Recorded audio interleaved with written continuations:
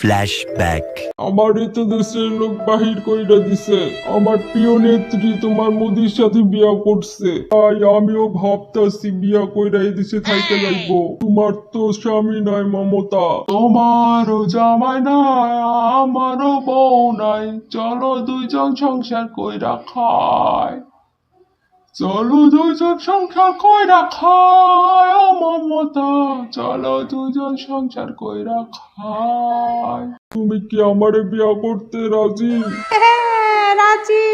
হাসিনার পা ধোয়া পানি না খাইলে আমার পেটের ব্যথা হজম হয় না। ওই হাসিনা ম্যাডাম কবে থেকে তার পাও ধোয়া পানি খায় না? হাসিনা তো মোদির লগে হানিমুনে গেছে। তাহলে ওই কথাই রইলো, হাসিনা ফেরত আসলে হানিমুন থেকে তোমার আমার বিয়ে হবে। আচ্ছা বানানো।